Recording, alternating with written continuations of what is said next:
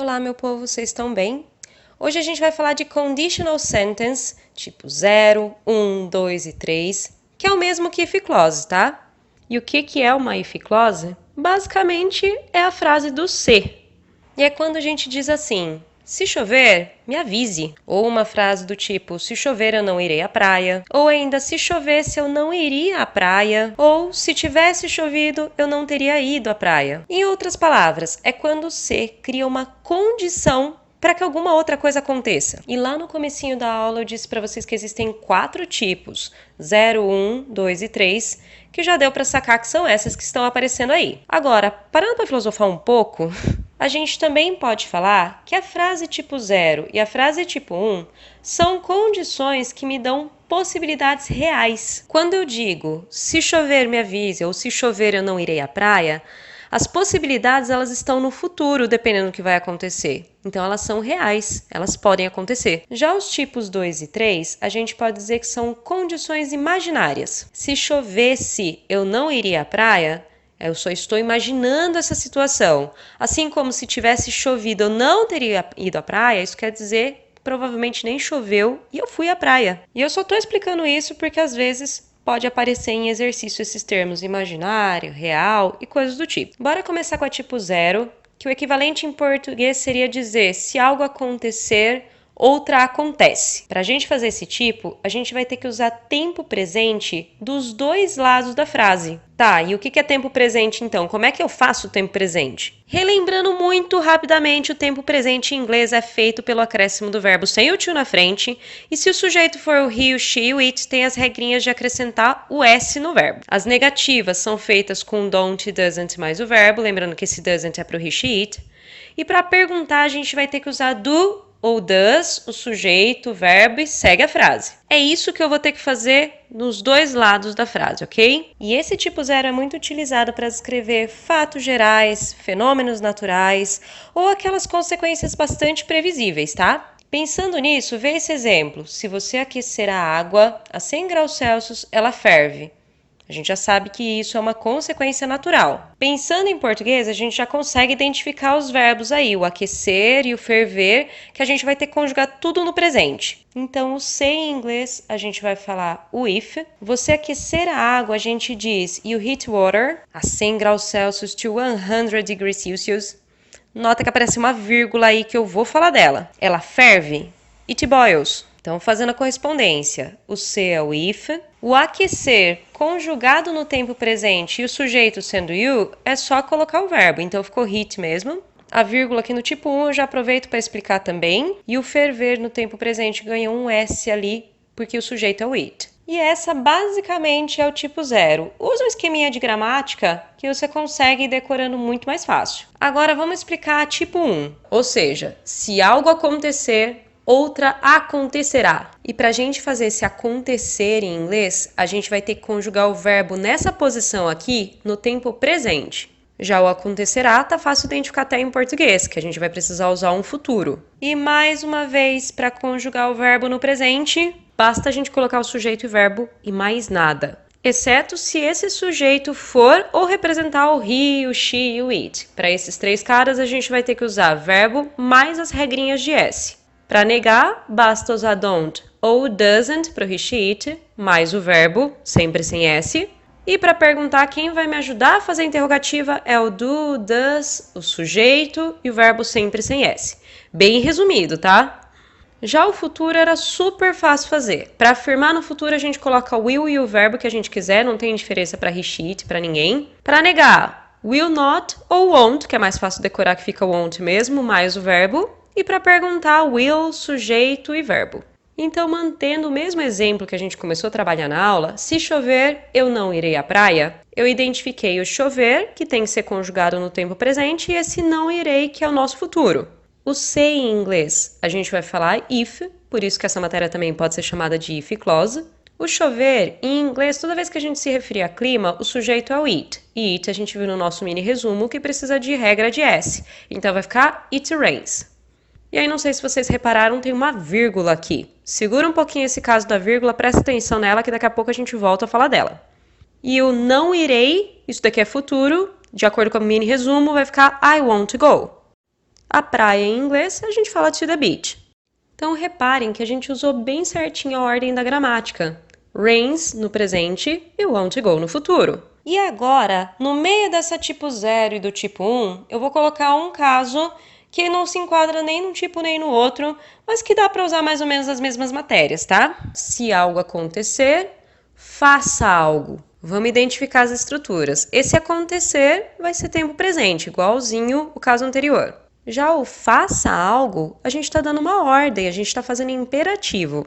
Então vamos lá, revisão de tempo presente a gente já fez. Basicamente é verbo com S ou sem, don't, doesn't mais verbo, pergunta é rara acontecer nesse tipo de gramática. E para fazer uma ordem, ou seja, um imperativo em inglês, é super fácil, basta você começar direto sua frase com o verbo.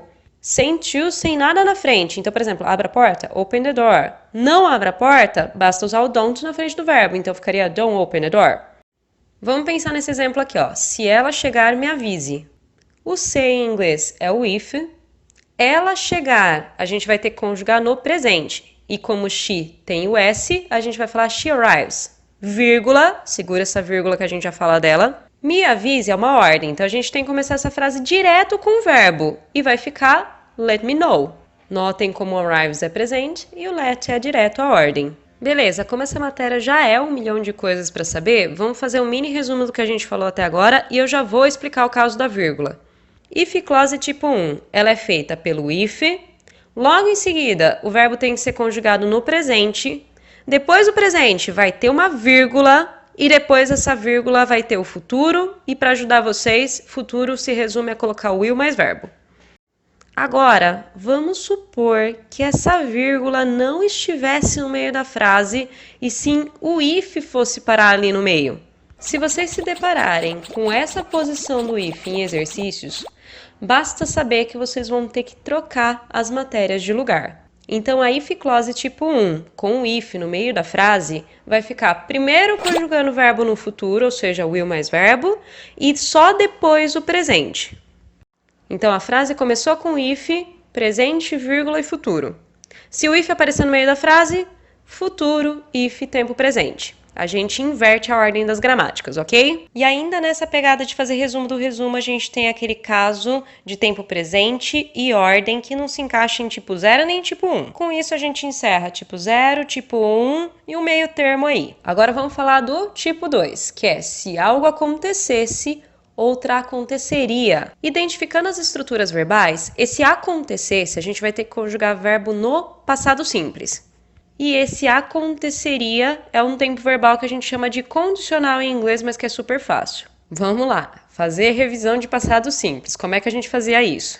Passado simples era feito com o verbo mais ed, se o verbo fosse regular.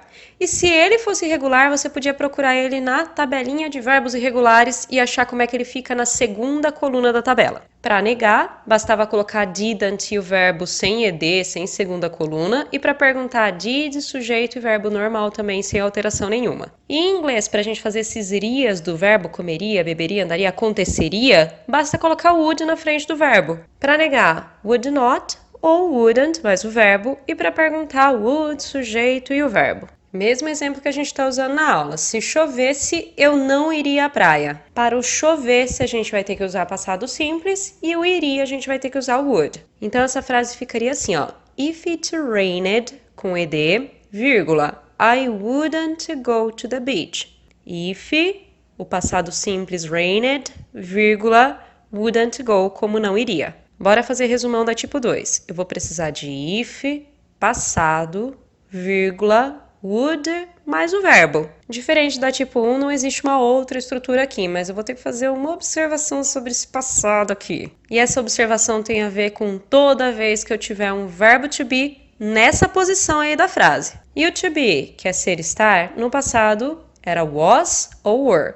Was para I, he, she, it e were para you, we, they, beleza? Porém, exclusivamente nessa matéria e nessa posição da frase, a gente não vai usar was, a gente vai usar were para todo mundo, por mais estranho que isso soe. Por isso que na música da Beyoncé ela cantava If I Were a Boy, e não If I Was a Boy. Tem um monte de música aí de exemplo. Então, retomando o nosso resumão desse tipo, eu vou ter que usar if passado, se esse passado for to be, vai ter que ser were obrigatoriamente, vírgula, would mais verbo.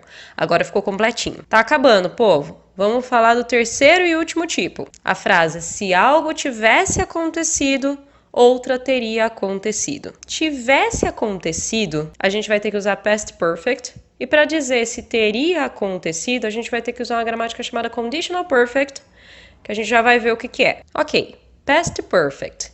Esse tempo verbal é a junção do had mais o verbo na terceira coluna daquela tabela. Se não tiver na tabela, vai ser com ed mesmo. Para negar, a gente vai ter que usar o hadn't e o verbo vai permanecer na terceira coluna. E se fosse perguntar, bastava atacar o had antes do sujeito e continuava a frase. Já o conditional perfect é a junção do would have mais o verbo na terceira coluna, o ed. Para negar, would not ou wouldn't have mais verbo na terceira coluna. E para perguntar, é o would que vai lá na frente de tudo. Quem manja de tradução, vai por tradução. Tivesse é o verbo ter no passado, é o had. Acontecido é sempre a terceira coluna. Do outro lado, teria é a junção do would mais o have, certo? Assim como comeria é would eat, assim como faria é would do. E acontecido é verbo na terceira coluna, o ed. Então, se você conseguir ir por tradução, vai por tradução. Então, a frase, se tivesse chovido, eu não teria ido à praia. A gente cansou de ver que o se é o if.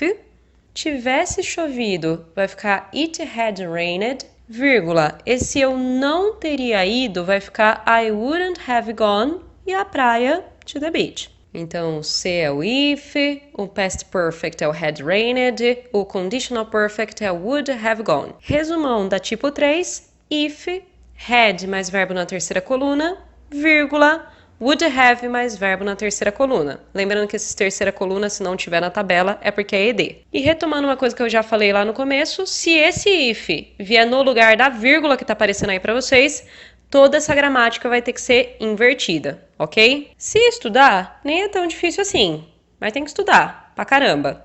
Você não vai conseguir, mas se estudar dá certo. E é isso.